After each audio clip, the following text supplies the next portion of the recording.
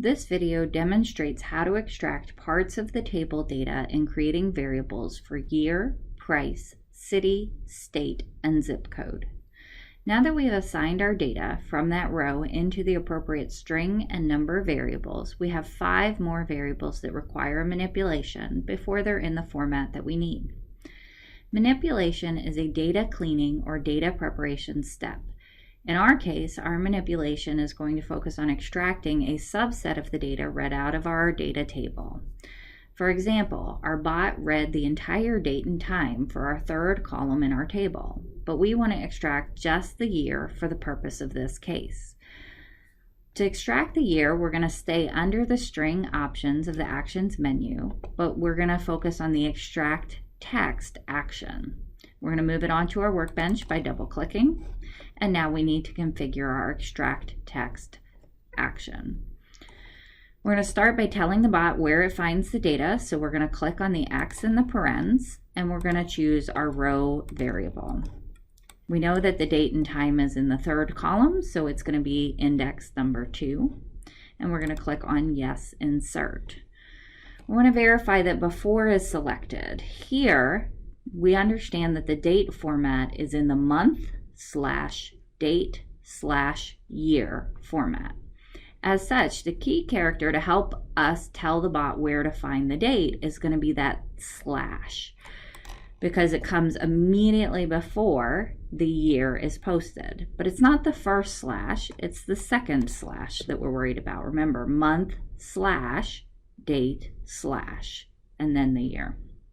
So now the bot knows to look for the second slash in the string, and then it says, okay, how much data do you want me to extract? So we can go ahead and scroll down, and we see some more options that we have in configuring this tool.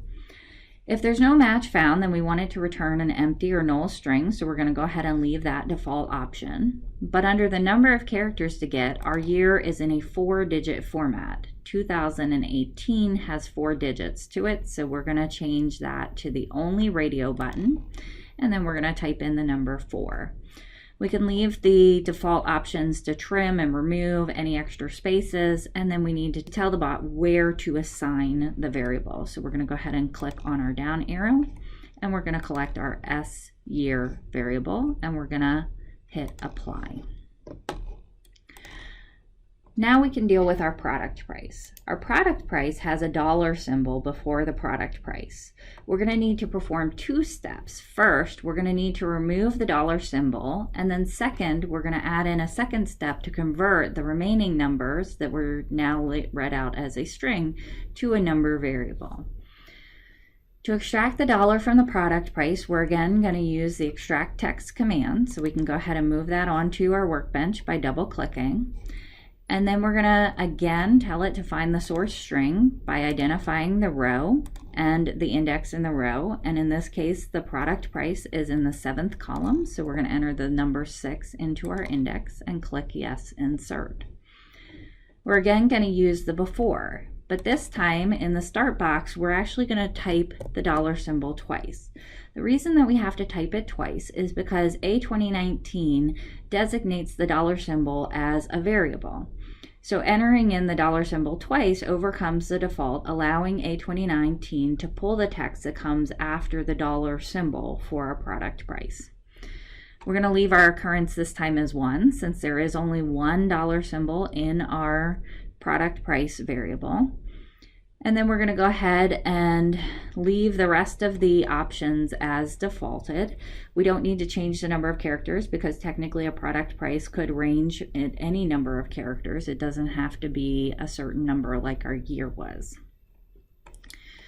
Then we're going to go ahead and assign the variable to an output, but we don't actually have a price variable that is designated for a string. So we're going to use the magic wand to create that variable, and we're going to type in S price, and we're going to leave everything else as it is, and we're going to hit create and select. Then we can go ahead and click apply. Now that we have our product price being extracted and being placed into a string variable, the next thing we need to do is convert that string price variable into a number variable. So we're going to go back to our string options. We're going to select to a number. In this case, we're still going to tell the bot where to find the data, but now we're going to tell it to find it in the S price variable. And then we're going to tell it to assign it to the N price number. And we can go ahead and click apply. We can see that it's moved outside of our loop. We'll fix that by simply going over to the flow menu and then clicking on it and dragging it up into our loop box. Going back to our list, we make sure that we have this highlighted so that our next command is going to post inside of our loop. The next three variables that we need to deal with are going to have the exact same configuration. Here, our city, state, and zip code variables are surrounded by quotations. Quotations have specific meanings in many programs, but in an Excel spreadsheet, double quotes denote the text that there's text inside the double quotes. It's basically telling Excel that this is non-numeric data. For our purposes, the bot will read the quote as part of the string and thus not be able to discern the geographic role of city, state, or zip code. To fix this so that the bot can determine the geographic role, we need to remove the double quotations. I'm going to demonstrate this process first with the city. We're going to extract the city name from the string and assign it to the sCity variable.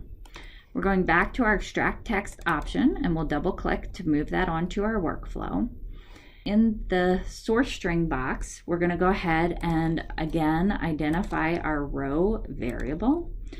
And in this case, city is in the 11th column, so I know that this is going to be in the 10th index. So I type in the number 10 and click yes, insert. In this case, we're not going to use the before radio button. Instead, we're going to use the before and or after option because we have a double quote at the beginning and a double quote at the end. So what we want is we want the start after text to have our first double quote. It is going to have the first occurrence of it. And then we want to change this or to an end. And then we want the data in the middle of the double quotes. So we're going to put in our second double quotes. And again, it's going to be one occurrence. And what this tells the bot to do is look for the first quote and then pull out any data until it hits the second quote. We can go ahead and again leave the options to return an empty or null string, as well as gather all of the characters that are in the middle of these two double quotes. And we're going to assign the output to the city. And then we can go ahead and click apply. Now that we've configured this for our city, it'll be much easier to configure the same action command for our state and zip code. So we can go ahead and make sure that we have it highlighted. We could use our Control-C or copy and Control-V or paste commands to get two more of these exact same commands, and then we just need to reconfigure them for the city, for the state, and the zip code. The state is in the 12th column, so we're going to change that row index to 11. We still have the double quotes, and then we just need to change the output variable to state and click apply.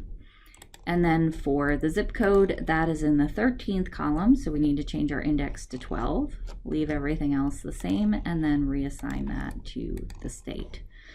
And now that we're done manipulating all of our variables, we can go ahead and click Save.